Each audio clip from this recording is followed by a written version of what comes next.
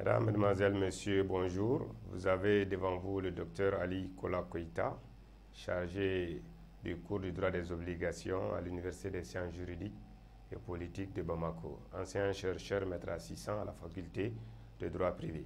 Donc ce cours est enseigné en licence 2 avec un volume horaire de 32 heures. Le droit des obligations, c'est une discipline enseignée en licence 2, une discipline très importante qui est naturellement considérée comme la mère des disciplines juridiques et qui est aussi un droit qui se vit au quotidien. Donc c'est pour cette raison, ce droit des obligations est important à plus d'un titre. Donc à la lumière de ces précisions, naturellement, ce droit des obligations vise ce qu'on appelle un objectif qui permet naturellement aux étudiants d'avoir un grand raisonnement juridique, mais également de les préparer naturellement à affronter toutes les autres disciplines juridiques. Parce que je l'avais dit au départ que le droit des obligations est la mère des disciplines juridiques. Pour cela, naturellement, sa connaissance est une nécessité, naturellement, pour toute personne qui apprend bien entendu le droit, qui aspire à être bien entendu un éventuel juriste dans l'avenir. Donc pour cela, dans l'étude introductive, il s'agit pour nous, naturellement, de nous poser la question de savoir qu'est-ce que c'est qu'une obligation en général, ce qui nous permet de parler un peu de la notion d'obligation, de comment naît l'obligation. Il s'agit bien entendu des sources et effectivement de parler un peu d'une certaine classification. Donc en parlant d'obligation, au sens juridique du terme, c'est un lien de droit entre bien entendu deux individus. Il s'agit bien entendu d'un créancier et d'un débiteur. Le créancier, c'est un sujet actif qui est en droit d'exiger l'exécution d'une prestation dont l'exécution est sanctionnée par la règle de droit. Et pour cela, le créancier, c'est qui? Le créancier, c'est celui à qui on doit. C'est celui envers qui on est tenu. Et le débiteur, naturellement, c'est celui qui doit, c'est celui qui est tenu. Il est tenu de faire quoi? Il est tenu d'exécuter, bien entendu, une prestation. Cette prestation peut être de faire, peut être de ne pas faire, ou peut être, bien entendu, de donner. Maintenant, la question qui se pose est de savoir quelles sont les sources des obligations. Les obligations naissent des actes juridiques et des faits juridiques. Donc la question qui se pose est de savoir qu'est-ce que c'est qu'un acte juridique. Un acte juridique est toute manifestation de volonté destinée à produire des effets de droit. Je suis obligé, pourquoi je suis obligé? Parce que tout simplement, je l'ai voulu.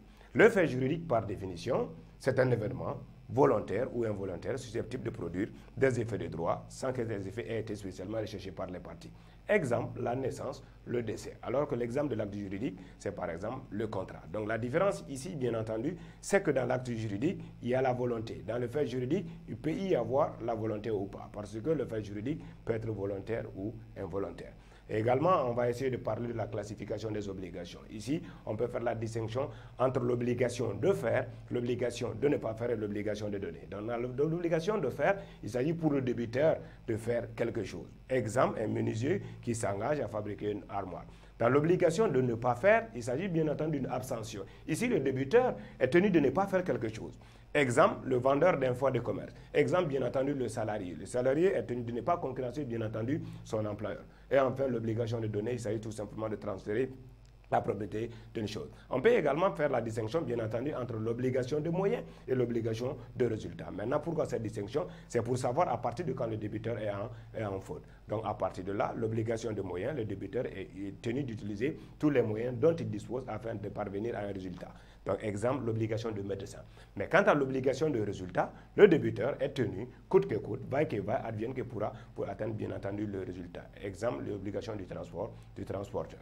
Donc, dans un chapitre premier, nous allons voir bien entendu les règles générales. Donc, ces règles générales nous conduisent naturellement à parler bien entendu de ce qu'on appelle les actes juridiques bilatéraux et les actes juridiques unilatéraux. Mais également, ces règles générales nous poussent naturellement à parler du principe de l'autonomie de la volonté. Donc le principe de l'autonomie de la volonté, effectivement, est un principe qui imprègne tous les droits des obligations. Il s'agit bien entendu d'une doctrine, naturellement, qui a été initiée bien entendu par ce qu'on appelle des philosophes, mais que signifie réellement, concrètement, un tel principe? Cela signifie bien entendu que la volonté est la source et la mesure bien entendu du droit. Mais on va se rendre compte effectivement que compte tenu de l'évolution de la société, de la vie des hommes, bien entendu, ce principe c'est vu limité. Mais ce principe a dégagé un certain nombre de corollaires, parmi lesquels, bien entendu, il y a le principe de la liberté de contracter ou de ne pas contracter, il y a le principe, bien entendu, du consensualisme, il y a le principe, bien entendu, de la force obligatoire du contrat, et enfin le principe de l'effet relatif. Mais en quoi consiste, bien entendu, ce principe de la liberté de contracter ou de ne pas contracter? Je suis créancier ou débiteur parce que je l'ai voulu. Donc, pour être créancier ou débiteur, il faut avoir manifesté, bien entendu, sa volonté. Le principe du consensualisme signifie, selon bien entendu les auteurs, les tenants de l'autonomie de la volonté, c'est que, naturellement, tous les contrats, bien entendu, sont liés à la volonté. Donc le consensualisme signifie, bien entendu, que le contrat est valable dès le seul échange, bien entendu, du consentement. Donc la force obligatoire du contrat signifie, bien entendu, que le contrat est la loi des parties. Donc par conséquent, bien entendu, aucune autre personne ne peut s'interférer, bien entendu, au contrat. Enfin, le principe de l'effet relatif signifie, bien entendu, que le contrat étant la loi des parties, et ne concerne que les parties, donc cela signifie qu'il ne concerne pas les tiers. Donc à partir de là, bien entendu, ce principe s'est vu limité, bien entendu. Donc je donne un exemple, bien entendu, de la limite du principe de la liberté de contracter ou de ne pas contracter. C'est l'imposition, bien entendu, de ce qu'on appelle des contrats obligatoires. Exemple, le contrat d'assurance. Mais également, le principe du consensualisme a été limité avec, bien entendu, l'exigence du formalisme dans certains, bien entendu, contrats. Donc, après avoir précisé ce qu'on appelle ces règles générales, nous allons naturellement parler de la formation du contrat. Comment se forme le contrat? Le contrat est un accord de volonté destiné à produire des effets de droit. Mais sa définition est contenue, bien entendu, dans l'article 21 du régime général des obligations, qui nous enseigne que le contrat est une convention en vertu de laquelle une ou plusieurs personnes s'obligent envers une ou plusieurs autres à faire, à ne pas faire ou à donner, bien entendu, quelque chose. Nous avons déjà donné la signification des obligations de faire, de ne pas faire ou de donner. Donc, comment se forme le contrat? Le contrat se forme par la jonction, bien entendu, de l'offre et de l'acceptation. Donc, le contrat se forme par la rencontre de deux volontés concordantes. Donc, qu'est-ce que c'est qu'une offre? Une offre est une pollicitation. Elle est encore appelée pollicitation.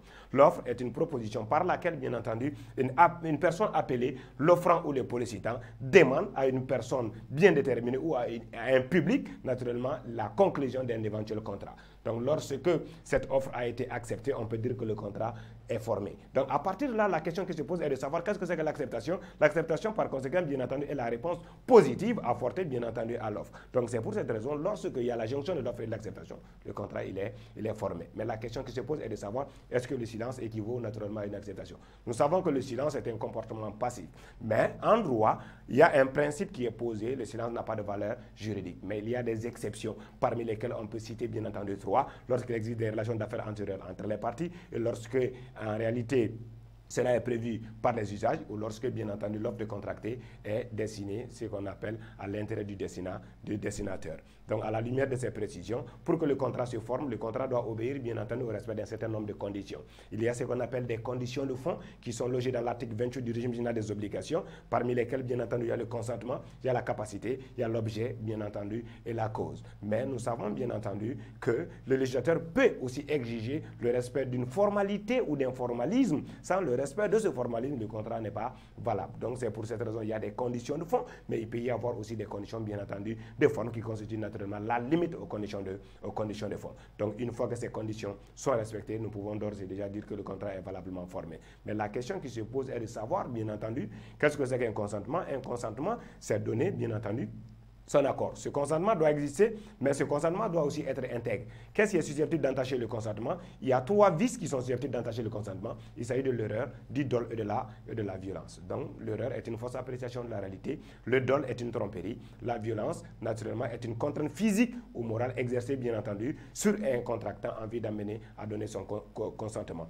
Donc, à la lumière de ces précisions, lorsque les conditions de formation ne sont pas respectées, nous pouvons d'ores et déjà dire, bien entendu, que le contrat est un contrat irrégulier. Donc, ce contrat irrégulier est un contrat qui sera sanctionné. Sera sanctionné par quoi? Sera sanctionné, bien entendu, par la nullité. Donc, la nullité peut être définie comme l'anéantissement de l'acte contractuel. Donc, par conséquent, il existe deux sortes de nullité. Il y a la nullité relative et la nullité absolue. La nullité absolue est une nullité dans laquelle, bien entendu, l'intérêt violé est un intérêt général. En ce qui concerne la nullité relative, l'intérêt violé est un intérêt, bien entendu, particulier. Donc, un contrat irrégulièrement formé est un contrat nul, ne peut pas produire d'effet. Mais lorsque le contrat accord de volonté destiné à produire des effets de droit est un contrat valablement formé, il produit bien entendu des effets que nous verrons bien entendu dans le chapitre 3, les effets du contrat. Donc les effets du contrat, le contrat est un accord de volonté destiné à produire bien entendu des effets. Les effets sont entre bien entendu les parties, mais également entre les parties et les tiers. Donc on parle bien entendu de la force obligatoire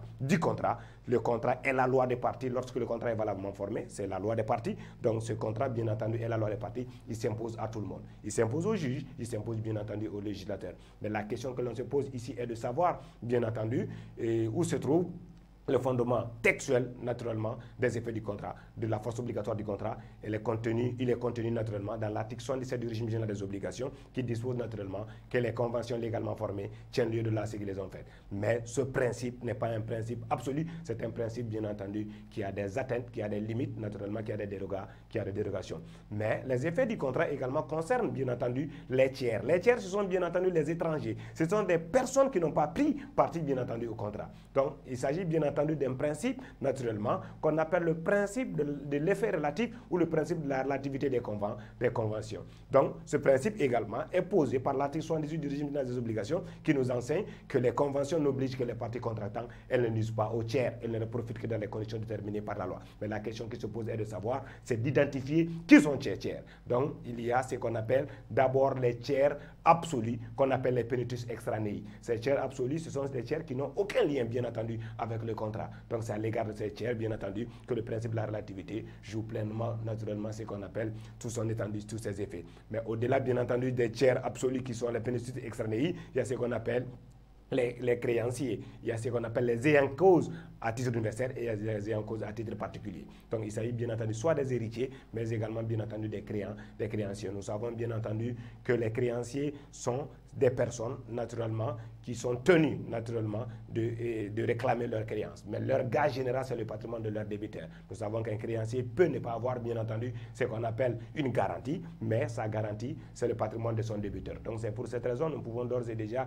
dire que la loi a prévu des mécanismes les permettant, bien entendu, naturellement, de réclamer leur dû, à travers, bien entendu, deux célèbres actions, qui sont l'action polienne et l'action oblique, qui consistent naturellement, pour les créanciers, naturellement, d'intenter une action contre le débiteur de son débiteur qui est négligent ou passif. Mais également l'action polienne, qui naturellement qui est une action qui consiste pour les créanciers d'intenter une action pour annuler les actes frauduleux, naturellement bien entendu, du débiteur. Parce que nul ne peut faire libéralité tant que toi-même tu n'es pas libéré. Donc c'est pour vous dire, bien entendu, lorsque le contrat est valablement formé, le contrat doit s'exécuter. Mais le contrat valablement formé peut aussi rencontrer des difficultés. Ces difficultés sont au nombre de deux. Il s'agit des difficultés d'exécution d'ordre économique, mais également des difficultés d'exécution d'ordre intellectuel. Lorsqu'il s'agit de difficultés d'exécution d'ordre économique, on parle de la théorie de l'imprévision qui a été bien entendu rejetée pendant longtemps par la jurisprudence française, mais qui finalement a été naturellement bien entendu admise naturellement à travers la réforme du 10 février 2016 en France. Donc enfin, nous pouvons d'ores et déjà dire, effectivement, il y a ce qu'on appelle une seconde difficulté, la difficulté d'exécution d'ordre intellectuel. Donc lorsqu'il y a une telle difficulté, le contrat va être interprété. Et qui va interpréter le contrat, il y a bien entendu deux phases. La première phase, c'est le juge du fond. Mais la seconde phase, bien entendu, lorsque cette interprétation est faite, cette interprétation, naturellement, est contrôlée par, bien entendu, la Cour de cassation ou la Cour suprême cas du Mali.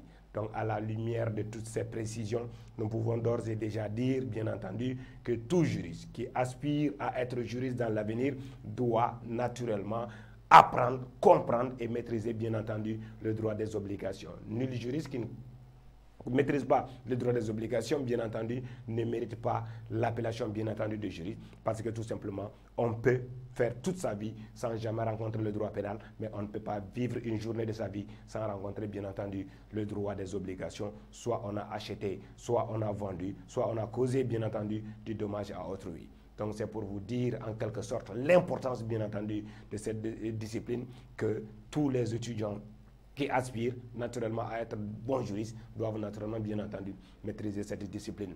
Nous ne saurions terminer sans naturellement remercier ce qu'on appelle toute l'équipe technique qui nous a accompagnés pour la réalisation, bien entendu, de ce cours. Vivement le second semestre, bien entendu, pour un autre module consacré naturellement aux faits juridiques qui va nous ouvrir sur les obligations involontaires, à savoir le droit de la responsabilité civile. Je vous remercie pour votre aimable attention.